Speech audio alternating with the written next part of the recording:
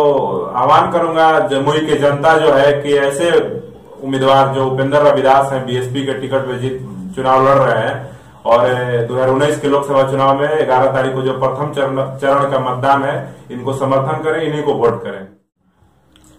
नमस्कार दोस्तों, स्वागत है हमारे YouTube चैनल पर। और आज मैं एक बहुत बड़ा खुलासा करने जा रहा हूं और एक समझिए कि बिहार के एक गैंग से खुलासा होने वाला है। हमारे साथ बैठे हुए हैं मनीष पासवान जी, भीम आर्मी प्रदेश प्रवक्ता रहे हैं भूतपूर्व, और साथ में अमर ज्योति जी जो सोशल वर्कर रहे हैं, सोशल एक्टिविस्ट है।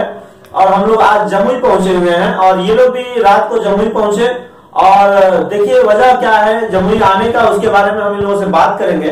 क्योंकि मैं इधर जमुई पहुंचा हूं बहुजन समाज पार्टी के प्रचार प्रसार को लेकर के, लेकिन जब इन लोगों से बात हुई तो ये लोग भी जमुई आए और बात करते हैं कि स्वागत है आप दोनों का हमारे यूट्यूब चैनल पर।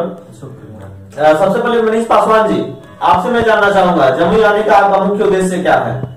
जी देखिए, जमुई तो हम इसलिए आए हैं कि जिस प्रकार से हमने सुना है कि महागठबंधन के द्वारा चिराग पासवान को जिताने के लिए महागठबंधन के द्वारा षड्यंत्र रच के यहाँ पे मतलब आपको बता दें कि एकदम डम्मी कैंडिडेट दिया गया है और कोई मतलब नहीं है। कि देखिए इसका बहुत बड़ा रीजन है कि लालू यादव जी का भी पार्टी परिवारवाद है, इनका भी पार्टी परिवारवाद है, और हम लोग खास करके जो अम्बेडकरवादी हैं इन चीजों का बहिष्कार करते हैं और वैसे लोगों को कभी ये नहीं करते हैं। हाँ, लालू जी सामाजिक न्याय के लिए लड़ाई लड़े, लेकिन कहीं ना कहीं ऐसा हमें लगा कि लालू यादव जी की जो पार्टी है, जो उनके लोग हैं तेजस्वी यादव, ये लोग नहीं, इन लोगों का इंटरनल साठगांठ है और ये लोग नहीं चाहते हैं कि अगर इनका पारिवारिक पार्टी खत्म होता है तो उनके ऊपर भी उसके बाद आँच आ जाएगा, इसीलिए दोनों बरकरार रखना चाहते हैं। इसीलिए तो इसी के सिलसिले में हम लोगों ने सोचा कि चलते हैं जम्मू, 11 को चुनाव है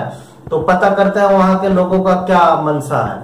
अच्छा, लोगों का मानसा जानने के लिए आए। अभी आपने लालू यादव और चिराग पासवान दोनों को वंशवाद को लेकर के आपने बातें कही, तो अभी यहाँ पे एक और बड़े प्रत्याशी हैं आपकी, आप उनसे रूबरू हैं।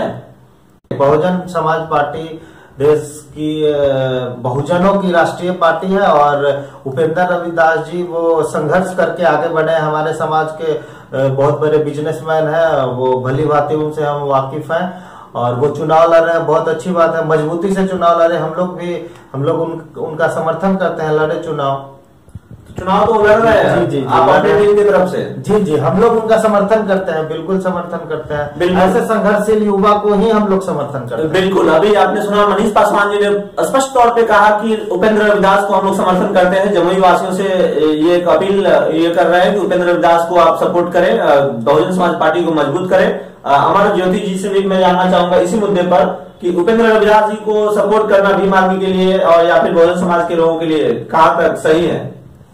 उपेंद्र रविदास जी को समर्थन करना चाहिए, क्योंकि देखिए जो बता रहे हैं कि जमुई में जो उम्मीदवार है मुख्य 3 पार्टियां है, लोजपा है और रालोसपा है और बीएसपी, 3 पार्टियां है। तो लोजपा के जो उम्मीदवार है वो तो हमेशा स्वर्ण आरक्षण के पक्षधर रहे हैं। वो हमेशा कहते हैं कि स्वर्ण आरक्षण मिलना चाहिए और मिला भी 10% स्वर्ण आरक्षण, उसका स्वागत भी किए हैं और संविधान और आरक्षण के हमेशा खिलाफ इनका बयान आते रहता है। चिराग पासवान जो लोजपा के प्रत्याशी है यहाँ पे, वो हमेशा बोलते हैं कि यहाँ पे जो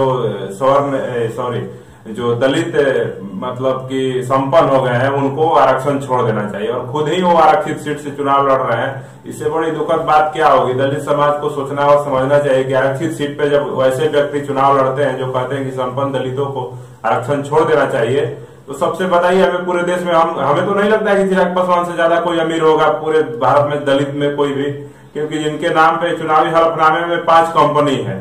तो इनको आप लोग, हम तो कहेंगे कि चुनाव हराइए। और रालोसपा के जो उम्मीदवार हैं भूदेव चौधरी, उन्होंने दलित समाज के लिए कभी कोई काम नहीं किया। दलित होने के नाते पार्टी में उन्होंने रालोसपा में बढ़िया पद पे थे, प्रदेश अध्यक्ष हैं रालोसपा के, इसलिए उनको टिकट दिया गया है और 2009 में वो यहाँ से सांसद भी रहे हैं। लेकिन जमुई में ऐसा कोई विकास कार्य नहीं किए हैं। तो देखा जाए तो दोनों पार्टियां जो है कहीं ना कहीं दलितों की पक्षधर और बहुजनों की पक्षधर और संविधान की रक्षा की काम करने वाली नहीं है। तो बीएसपी यहाँ पे उम्मीदवार अपना दिए उपेंद्र रविदास, जो कि यहाँ भी लगता है 9 के चुनाव में भी लड़े थे, 14 में भी लड़े और फिर 2019 में भी चुनाव लड़ रहे हैं। तो कहीं ना कहीं ये देखिए, अभी मुझे जहां तक इन्फॉर्मेशन है कि इन्होंने यहाँ पे जूता फैक्ट्री का स्थापना किया है, तो ये बहुत ही बड़ा मतलब की ऑप्शन है। यहाँ के युवाओं को रोजगार मिलेगा, जो बेरोजगार है। यहाँ पे बहुत सारे लोगों को उन्होंने रोजगार देने का काम किया है। तो ऐसे व्यक्ति को अगर हम लोग यहाँ से सांसद बना करके लोकसभा में भेजते हैं तो आने वाले समय में यहाँ पे बहुत सारे रोजगार के ऑप्शन वो उत्पन्न करेंगे, बहुत से कारखाने लगवाने का वो काम करेंगे। तो मैं तो आह्वान करूंगा जमुई की जनता जो है कि ऐसे उम्मीदवार जो उपेंद्र रविदास हैं, बीएसपी के टिकट पे चुनाव लड़ रहे हैं, और 2019 के लोकसभा चुनाव में 11 तारीख को जो प्रथम चरण का मतदान है, इनको समर्थन करें, इन्हीं को वोट करें। तो ये एक बहुत बड़ी बात आपने सुना कि पटना मुख्य केंद्र में रहने वाले जो भी नौजवान है, दलित बहुजन समाज की लड़ाई लगातार लड़ रहे हैं, चाहे वो मनीष पासवान जी हो, चाहे वो अमर ज्योति जी है जो हो, ये सभी लोगों का एक ही मत है कि जमुई से भी उपेंद्र रविदास जी को यहाँ से चुनाव जिताया जाए, क्योंकि बहुजन समाज पार्टी से है और वो बहुजनों के हक और हुकूक की लड़ाई लड़ते हैं। तो लगे रहिए आप हमारे YouTube चैनल के साथ, सब्सक्राइब कीजिए, शेयर कीजिए। धन्यवाद।